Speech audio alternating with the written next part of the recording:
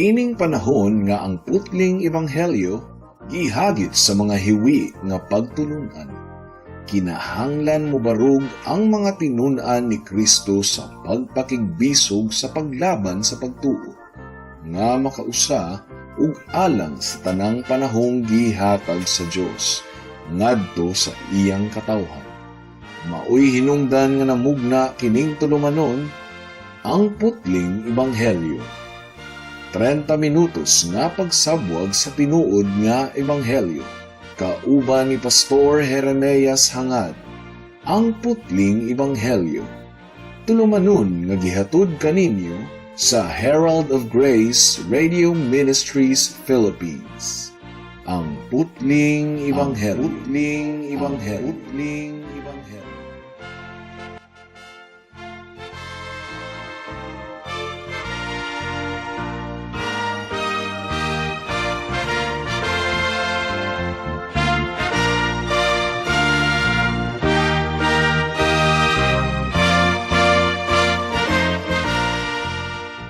Mayong hapon Mabinay, mayong hapon Negros Oriental, Negros Occidental, Guimaras, Dumaguete City, ug gutob sa tanang gidala sa Ginoo sa pagpaminaw niining atong programa nga giuluhan og ang putling ebanghelyo. Kini ang inyong igsuon og higala sa kahanginan si Pastor Jeremias Laure Hangad sa Herald of Grace Radio Ministries Philippines, dinuyugan sa iglesia nga nag-sponsor niining atong programa, ang Salitran Covenant Bible Church sa Barangay Salitran, Dakbayan sa Dasmariñas, probinsya sa Cavite. Ang atong teksto ning takna sa kahaponon makita sa Mga Buhat Kapitulo 8, versikulo 4 hangtod sa 8. Ang giingon dire, mao nga ang tanang nagkatibulaag sa nagkalain-laing dapit nanangyaw sa pulong sa Dios. Si Felipe miadto sa syudad sa Samaria ug nagsugod sa pagmantala kang Kristo sa mga lumulupyo didto. Nagkahiusa ang mga tawo sa pagpamati sa tanang gipanulti ni Felipe tungod kay ilang nadungog ug nakita ang mga milagro nga iyang gihimo.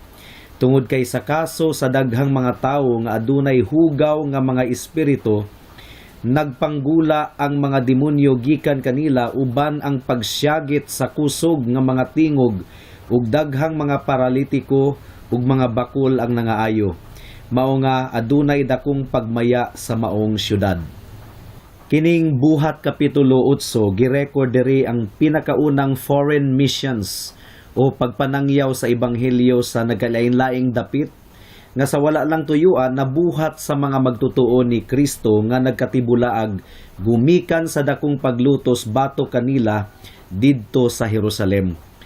Nagtuo ko mga kahigalaan nga wala gayud nila tuyua kadtong ilang pagpanangyaw. Kay kung wala lang unta nahitabo ang dakong paglutos batok sa mga Kristohanon didto sa Jerusalem, nagpabilin pa unta gihapon sila didto. Apan ang plano ug katuyuan sa Dios dili gayud mabali. Ang ebanghelyo mahitungod sa grasya sa kaluwasan, pinaagi kang Kristo kinahanglan gayud nga masibya sa tibuok kalibutan. Ug mao kini ang hinungdan nganong gitakda sa Dios nga mahitabo kadtong dakong paglutos aron maaghat ang mga magtutuo sa pagtuman sa iyang plano nga masabwag ang ebanghelyo sa tanang dapit. Ug niining puntuha kinahanglang dili kita mapakyas sa pagkat-on sa mahinungdanon kaayong leksyon gikan niini nga panghitabo. Gitagik sa Ginoo ang tanang mga butang, dautan man umaayo sa atong pananaw aron matuman ang iyang tumong ug katuyuan. Ug ang tanang tawo, tanang butang, ug apil na pud si Satanas, nagsilbing instrumento aron sa pagtuman sa kabubuton sa Dios. Well, nasayod ko nga controversial kini nga statement, mao nga sa dili pa mukunot ang imong agtang higala, ako ra kining ipasabot unya. Adunay tulo ka bahin ang atong pagpamalandong niining taknaa. Una, ang worldwide witnessing o ang pagpanangyaw sa tibuok kalibutan. Ikaduha, ang object of worldwide witnessing o ang ngalan nga gisangyaw sa tibuok kalibutan. Ug ikatulo, ang outcome of worldwide witnessing o ang resulta sa pagpanangyaw sa tibuok kalibutan. Magampo una kita. Ginoo nga labing gamhanan, salamat sa higayon nga imong gihatag kanamo alang sa pagpamalandong sa imong pulong. Itugot o Dios nga ang balaang espiritu magapanlihok sa kasing-kasing sa mga katawhan samtang ginabatbat karon ang imong pulong alang sa kaluwasan sa ilang kalag ug paglambo sa ilang espirituhanon nga kinabuhi tungod ug alang kang Kristo. Amen. Mudangat na kita sa unang punto, ang worldwide witnessing o ang pagpanangyaw sa tibuok kalibutan. Basahon nato ang bersikulo 4. Ang giingon dire, mao nga ang tanang nagkatibulaag sa nagkalain-laing dapit na nangyaw sa pulong sa Dios. Ako nang gibungat sa introduction ganina nga ang pagsangyaw sa tibuok kalibutan tataw kaayong gisugo ni Kristo nga pagabuhaton sa iyang iglesia. Kinahanglang dili sila magpabilin sa Jerusalem tungod kay unsaon manila sa pagsaksi mahitungod kang Kristo ngadto sa Judea, Samaria ug hangtod sa kinatumyang dapit sa kalibutan kung nagpabilin sila sa Jerusalem. Kinahanglang mukuyanap sila sa nagkalain-laing dapit. Posible nga wala masabti dayon sa iglesia kining maong tahas nga gihatag ni Kristo kanila. Ubasin pud kaha, naghuna-huna sila nga sundon ra nila kini sa laing pamaagi nga dili pinaagi sa dakong paglutos. Pero sa tinuod lang, nagtuo ko nga wala gayud nila masabti ang kinatibuk ang mandato ni Kristo nga manangyaw sila sa nagkalain-laing dapit hangtod niining puntuha. Ug bisan pa man gani pagkahuman niini. Tinuod sila nga mga magtutuo. Yes. Pero susama kanato mga kaigsuunan, hinay pud kaayo ang ilang panabot ug pag-aplikar sa pulong sa Dios sa ilang kinabuhi. Nagduda ko nga sa pagkadungog nila sa giingon ni Jesus nga musaksi sila alang kaniya sa Judea, Samaria ug sa nagkalain-laing dapit, ang ilang nasabtan mao nga manangyaw sila ngadto ra pud sa mga Hudiyo nga mga lumulupyo ni adtong mga lugara. Wala pa gayud nila masabti nga apil di ay ang mga hintil nga susama kanatong mga Pilipino, mga hintil kita kay dili man kita mga Hudiyo. Apil di ay ang mga hintil sa plano sa Dios alang sa kaluwasan. Gani bisan pa niadtong nakabig ang pamilya sa Romanhong kapitan sa kasundaluhan nga si Cornelius, nang react ang mga Kristohanon nga mga Hudiyo ug nagpatawag sila og meeting ug ilang gi-question si Pedro nganong miadto siya sa panimalay sa usa ka hintil. Again, they were true and sincere believers, but their understanding of the word of Christ was not yet complete or mature during that time. Bisan pa niining tanan, ang iglesia kinahanglang musaksi gayod alang kang Kristo sa tanang mga dapit. Tungod kay mao kini ang iyang kabubuton. Ug ang iyang kabubuton dili gayud mabali. Ug tungod kay dili man kini mabali, gihikay ng daan sa Ginoo ang tanang mga panghitabo aron matuman ang iyang kabubuton ug apil na niini ang mga paglutos. Ug unsa ang resulta sa dakong pagluto sa Jerusalem? Ang atong teksto nagaingon nga ang tanang mga magtutuo nga nagkatibulaag nagsangyaw sa pulong sa Dios sa nagkalain-laing dapit. Makahimo ang Dios sa pagbaliktad sa tanang mga panghitabo aron matuman ang iyang kabubuton bisan pa og bugat kini sa pagtan-aw sa mga katawhan. Ang mga manluluto sa iglesia ni adtong panahona na nagkalipay tingali kaayo nga nabungkag ug nagkatibulaag ang mga magtutuo sa Jerusalem. Pero wala nila masayri nga ang kadaot nga ilang gipahamtang sa iglesia nanganak hinuon og daghan pang mga simbahan sa nagkalain-laing dapit. Tungod kay ang tanang mga nagkatibulaag nga mga magtutuo nanangyaw naman hinuon sa pulong sa Dios. Bisag asa sila napadpad. Tingali kung nakapangaghap ang mga manlulutos nga maudi ay kini ang mahimong sangputan, sigurado nga dili nila buhaton ang ilang gibuhat niini nga kapitulo. Karon, muatras ta og jutay. Di ba, mao man kini ang nahitabo sa kamatayo ni Kristo didto sa cross. Hangtod karon mga kahigalaan, ang kamatayon ni Jesus didto sa cross nagpabilin nga pinakadakong panghitabo nga nabaliktad sa kasaysayan sa kalibutan. Ang paglansang ni Kristo didto sa cross nagpakyas kaayo sa pinakadako nga yawanon nga disenyo ni Satanas aron mapukan ang anak sa Dios. Wala gayoy clue si Satanas bisag jutay nga ang iyang disenyo magpahiling kawas di ay sa mga katawhan sa Dios gikan sa pagkaulipon sa sala. Tungod kay ang dugo ni Kristo mao man ang nagbayad sa tibuok nga paglukat sa mga katawhan sa Dios gikan sa pagkaulipon ni Satanas. Ug maupod ang kantidad nga gikinahanglan aron mapasaylo ang tanan nilang sala. Kung nasayod lang unta si Satanas nga mao day kini ang sangputan sa iyang plano, nagtuo ko nga dili siya maningkamot nga malansang si Kristo didto sa cross. Apan nagmalampuson siya sa pagpalansang kang Kristo ug sa pagbuhat niya niini, wala niya tuyua nga nahimo day hinuon siyang kabahin sa pag-abli sa mga tubod sa kaluoy sa Dios, kung diin nagadagayday ang hamili nga dugo ni Jesus alang sa kapasayloan sa tanang mga magtotoo alang sa ilang kaluwasan.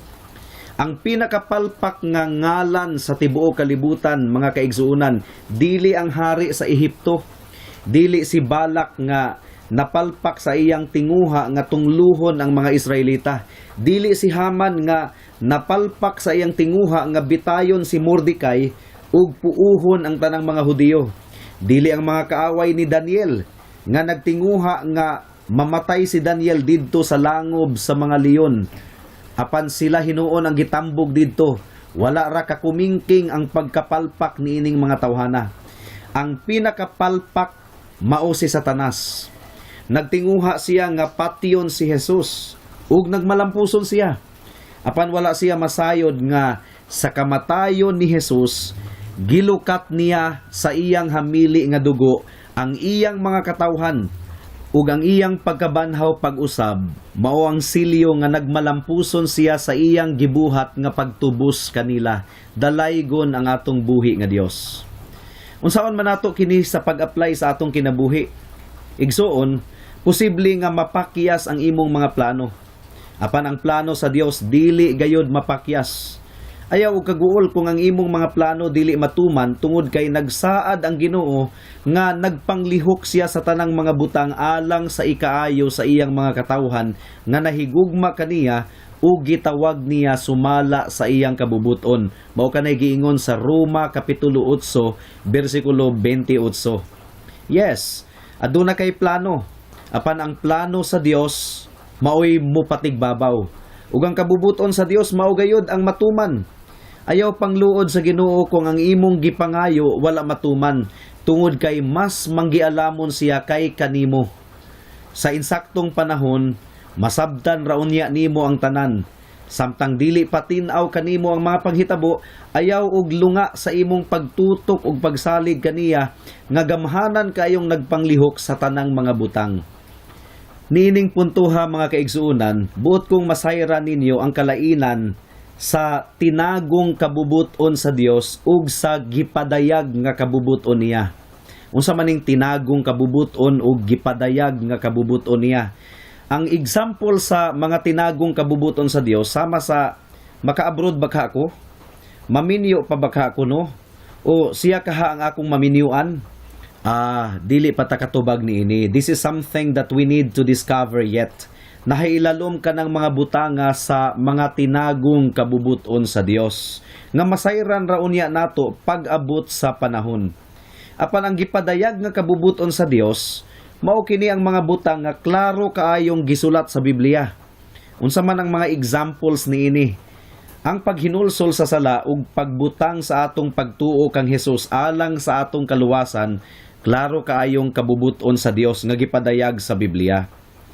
Ang dili pagminyo sa dili magtotoo, klaro pod kaayo nga gipadayag sa Biblia. Mao nga kung ikaw dalaga nga Kristohanon, ayaw na pagduda pa, dili gayud kabubuton sa Dios nga sugto nimo ang dili magtotoo kang Kristo. Usa pa ka example sa gipadayag nga kabubuton sa Dios mao ang pagpanangyaw sa iyang pulong sama sa gibuhat nato diri sa kahanginan. Nganong gibuhat man nato kini? Tungod kay klaro kaayo nga kabubuton sa Dios nga imantala ang iyang ngalan. Karon, kung ikaw Kristohanon apan wala sa imong hunahuna ang pagpaambit sa pulong sa Dios, nakasala ikaw igsuon. tungod sa imong pagpasagad sa imong katungdanan.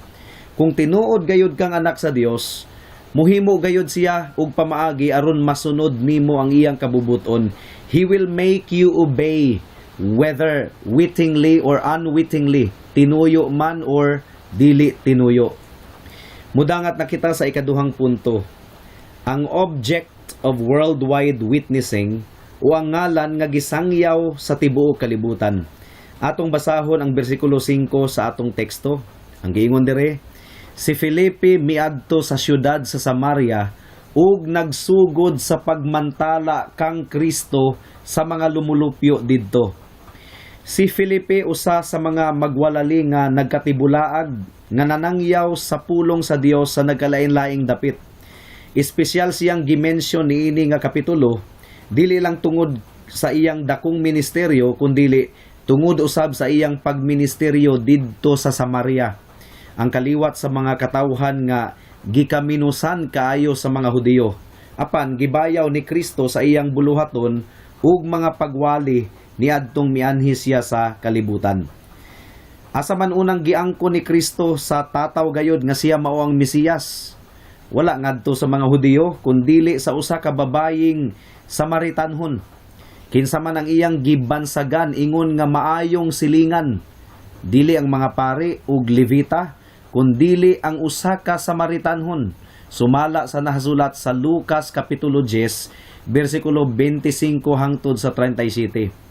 Karon, matikdi mga kahigalaan kung kinsa ang gimantala ni Felipe. Ang giingon sa bersikulo 5, miadto si Felipe sa syudad sa Samaria ug nagsugod sa pagmantala kang Kristo.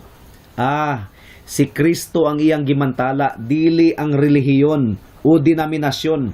Wala niya gimantala ang iyang kaugalingon, kundili si Kristo lamang ang iyang gimantala. Christ-centered preaching.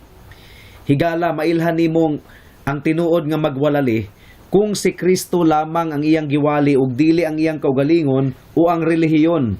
Pagbantay mga higala, daghan kaayong mga mini nga mga magwalali karon. Naay grupo nga nagwali nga ang ila kunong founder mao ang agila nga tigdagit sumala sa nahasulat sa Isayas. Ug siya pud kuno ang ikalimang anghel sa basahon sa pinadayag. Aduna po'y magwalali sa TV nga nagwali nga aron kuno maluwas ang tawo kinahanglan nga magpabautismo kaniya tungod kay siya lang ang valid nga mubaptize kay siya raman kuno ang bugto nga sugo sa Dios. Napoy grupo nga sa pagsugod niya og waliwali sa TV ni adtong dekada 90, pastor pa siya. Dayon gipromote niya ang iyang kaugalingon ngadto sa pagka-apostol. So apostol na pud kuno siya. Unya niadtong year 2001 agoy. Siya naman kuno ang appointed son of God para sa mga hintil. Napoy dako kayo nga grupo nga ang ilang pinaka-head mao kuno ang tigpanunod sa trono ni Apostol Pedro ug vicar and representative of Christ on earth. Na naunsa na. Imbis nga si Kristo ang imantala sa mga tawo, ang ila naman hinuong ngalan ug relihiyon. Igsoon, hinaot nga makita ninyo kini sa tataw gayod. Sayon ra kaayong ilhon ang mini nga magwalali gikan sa tinuod nga magwalali. Ang mini magproklamar sa laing ngalan. Ang tinuod nga sulugoon ni Kristo wala nay laing imantala kundili si Kristo lamang. Ang iyang mga pagwali nakasentro ug nakatutok sa atong Ginoong Hesukristo. Padayon siyang naningkamot nga ang iyang mga wali Christ-centered ug dili man-centered. Mudangat na kita sa ikatulong punto. Ang outcome of worldwide witnessing o ang resulta sa pagpanangyaw sa tibuok kalibutan. So nakita nato nga gimantala ni Felipe si Kristo. Ug unsa man ang resulta? Makalipay gayud kaayo ang resulta mga kaigsuunan. Basahon nato ang bersikulo 6. Ang giingon dire, nagkahiusa ang mga tawo sa pagpamati sa tanang gipanulti ni Felipe tungod kay ilang nadungog ug nakita ang mga milagro nga iyang gihimo. Kinsa ang nagtandog sa kasing-kasing sa mga namati kang Felipe aron mamati sila og duro kaniya? Well, obviously, dili ang pagkangilngig ni Felipe nga muwali. kundili ang pagpanglihok sa balaang espiritu. Sa walay duda, mga kahigalaan, daghan pod ang mga naagda sa pagpaminaw kang Filipi gumikan sa mga milagro nga iyang gihimo. Apan pwede pod baya nga ilang tamayon kadto nga mga milagro ingon nga milagro nga gikan kang Satanas, sama sa giingon sa mga Pariseyo nga si Kristo kuno nagpalayas og mga yawa pinaagi sa gahom ni Beelzebub o ni Satanas. Kung gibuhat nila kadto kang Hesus, dili layo nga mabuhat pud unta to nila kang Filipi. Apan walay nakasulat sa atong teksto nga mao kadto ang ilang gibuhat. Sa grasya sa Ginoo, kun doon na may naghuna-huna ni adto, gipugngan sila sa pagbuhat sa ingon. Hinaot nga ihatag usab sa Dios kanato ang susamang gahom sa atong pagmantala kang Kristo sa tanang mga katawhan. Apan unsa kahakon ang reaksyon sa mga tawo sa pagwali ni Filipi baliktad sa nahitabo diri sa Buhat kapitulo 8. What if kung ang ilang reaksyon pareho sa reaksyon sa mga tawo sa Barangay Saray sa Iligan City sa una nga nagbugal-bugal kanako samtang nagwali ko sa vigil sa patay. Igsuon, naapoy mga nakarecord sa Biblia nga susamang panghitabo nga gibugal-bugalan ang magwalali sa pulong sa Ginoo. Pero kung mo-focus lang kita sa pagmantala kang Kristo ug kang Kristo lamang, nagsaad ang Dios nga ang atong mga pagpangabudlay alang kaniya dili gayod makawang. Kanang mga bugal-bugalon naa naman na sila kanunay. Pero kung Christ-centered lang yun ang pagwali, aduna gayod kini maayong bunga. Atong basahon ang bersikulo 7. Tungod kay sa kaso sa daghang mga tawo nga adunay hugaw nga mga espiritu, nagpanggula ang mga demonyo gikan kanila uban ang pagsyagit sa kusog nga mga tingog ug daghang mga paralitiko ug mga bakol nga nangaayo. Mga higala, ang mga milagro nga gibuhat ni Filipi, mga kopya ra kadto sa mga milagro ni Hesukristo, tungod kay tinuod gayod nga pinaagi sa gahom ni Hesukristo nga nabanhaw gikan sa mga patay gibuhat kadtong tanan ni Filipi. Sama kang Kristo, nagpalayas pud og mga yawa si Filipi ug migula sila gikan sa lawas sa ilang mga biktima uban ang panagsyagit sa hakusog nga tingog. Sama kang Kristo, nag-ayo pud siya og mga paralitiko ug mga bakol. Now, I'm not saying nga ang tanang mga Christians ni ining atong panahon karon kinahanglan nga magbuhat og milagro aron mahimong mga katuuhan nga mga saksi ni Kristo.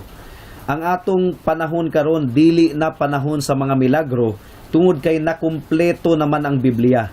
Wala nay gitawag nga direct revelation. Apan ang tanang magwalali kinahanglang magwali mahitungod sa milagro sa bag-ong pagkatawo ingon nga importanteng butang nga mahitabo sa usa ka tawo aron siya makasulod sa gingharian sa Dios. Unsa may giingon ni Jesus sa Juan kapitulo 3 bersikulo 3. Ang giingon diri, kinahanglang matawo ikaw pag-usab. You must be born again. Ang buti pasabot ni ining born again mga kahigalaan, dili relihiyon kundili ang patay nga kalag sa tawo kinahanglang mabuhi pag-usab. Karon unsa may ilhanan nga patay ang kalag sa usa ka tawo? Simple lang. Wala siya'y kalipay og paghigugma sa tanang mga butang nga langit nun. Nagkinabuhi siya nga walay Dios ug ang pagsimba ug pagampo iyang gidumilian sa tanang higayon. Sa laktod nga pagkaistorya, ang iyang kasing-kasing walay pagpitik alang sa Dios. Patay. He must be born again. Ug dili ang pastor ang makahimo niini, kundili ang balaang espiritu lamang. Karon kadtong mga milagro nga gihimo ni Filipi, dili baya to sekreto. Nakita kadtong tanan sa mga katawhan. Ingon pud niini ang milagro sa bag-ong pagkatawo or the miracle of the new birth or being born again. Ang tanang tinuod nga na born again o natawo pag-usab, mamatikdan gayud sa mga katawhan. Example, ang palahubog ug sugarol muundang na sa paghubog-hubog ug pagpanugal. Ang tawong kanhi masukanon ug madinumtanon adunay nay kaaghop sa kasing-kasing ug nahimo na pong mapinasayloon. Aduna gayud kabag-uhan sa iyang kinabuhi to the point nga matingala gayod ang mga nakakita kaniya. O gumikan niini nga mga milagro, ang bersikulo 8 nagaingon, adunay pagmaya didto sa syudad sa Samaria. Ang tinuod nga milagro sa kabag-uhan sa kinabuhi, sa mga tinuod nga magtutuo, ikalipay gayod sa mga tao sa iyang palibot. Apan mga kahigalaan, dili tanan malipay niini. Si Kuya Dondon Finesa, kauban namo sa simbahan sa Iligan sa una, grabe kaayo kapalahubog. Mulangoy na gud sa iyang kaugalingong suka every time nga mahubog siya. Niadtong nailhan niya ang Ginoo pinaagi sa ebanghelyo sa kaluwasan, nawala gyud ang tanan niyang mga bisyo. Nahimong tarong ug ligdong ang iyang kinabuhi. Malinawon ang iyang pamilya. Apan nalipay ba ang iyang mga ginikanan ug mga igsuon? Wala. Nasuko kayo sila kay nagbag-o kuno siya og relihiyon. Grabe. Mas pilion pa nila ang palahubog nga dundon kaysa dundon nga nakabaton og kabag-uhan sa kinabuhi diha kang Kristo. Doon na pud ko'y kauban nga pastor nga kanhi drug addict. Silang duha sa iyang misis, puro mga addict. Nagkasinabot silang duha og gamit og shabu og marijuana. Karon sa laktod nga pagkaistorya, nahimong magtotoo ni Kristo pinaagi sa mensahe sa ebanghelyo sa grasya sa Dios. Nabag-o ang kinabuhi nilang duha nga managtiayon. Gibiyaan na nila ang tanan nilang bisyo ug pagkaadik. Ug sa hinog nga panahon, nahimong pastor. Ug imbes nga malipay ang nanay sa maong pastor, nasilag naman hinuon sa iyang anak tungod kay mibalhin kuno og relihiyon. So, mas pilion pa diay ni adtong inahana ang drug addict niyang anak ug binalayi kaysa binag-o nga anak ug binalayi gumikan sa grasya ni Kristo. Subo kayong pamalandungon nga do na gayoy mga tao nga naliso na ang maayong paminsar gumikan sa sala. Gawas kon ablihan sa Dios ang ilang mga mata, relihiyon ra gihapon intawon ang ilang makita. Dili gyud nila makita ang grasyang kahibulungan sa Dios pinaagi kang Kristo nga adunay gahom sa pagluwas sa mga makasasala nga mutuo ug musalig kaniya bisan pag-unsa sila kadautan. Mudangat na kita sa aplikasyon. Alang sa mga magtotoo, hinumdumi ninyo nga nakigbato kanato ang kugihan kaayo nga kaaway, si Satanas. Naara og panghilabot ug pangatake sa mga katawhan sa Dios. Igsuon tutok ug padayon sa Ginoo. After all, dili mabali ni Satanas ang kabubuton sa Dios. Kanunayng palpak si Satanas. Ang iyang pagpanglihok limitado lamang sa igatugot sa Dios kaniya. Mas labaw ang gamhanan ang atong Ginoo. Ayaw og karatol kun bugat ang mga panghitabo, padayon og salig sa atong Dios. Hinaot nga magmakugihon ikaw igsuon sa pagsaksi sa atong Ginoo. Kung ang imong bana o asawa dili magtotoo, padayon og pakigambit sa pulong sa Dios ngadto kaniya. Adunay tahas nga gihatag si Kristo kanato nga ato siyang imantala sa tanang dapit. Alang sa mga higala nato nga wala pa kang Kristo, kung nabugatan ikaw sa imong sala ug nakita nimo nga wala nagayod kay paglaom pa, dangop kang Kristo higala. Bisag unsa pa kaitom sa imong sala, makahimo ang Dios sa paghinlo niini. Namatay si Jesus didto sa krus, iyang giula ang iyang dugo aron mahugasan ang tanang sala sa tanang musalig kaniya. Ug nabanhaw siya pag-usab aron sa pagpamatuod nga nabayra na gayud niya ang tanang silot sa sala. Andam si Jesus nga mohatag og kagawasan nimo higala. Gikan sa pagkaulipon sa sala, nagsaad siya nga ang tanang mudangup kaniya dili gayud niya isalikway. Unsa pa may imong gipaabot pa, duol kang Jesus karon na kay basig unya ulahi na ang tanan. Hangtod din hilang kita taman sa atong pagtuon karong takna tungod kay wala na kitay oras pa. Ako kamong padayon nga giimbitar sa pagpaminaw niining atong programa sa matag Miyerkules alas 6 hangtod sa alas 6:30 sa hapon dinhi sa Power 102.1 RFM. Daghang salamat. Alang sa dugang nga mga pangutana, mahimong mo text kang Pastor Jeremias hangad sa 0935 744 3030.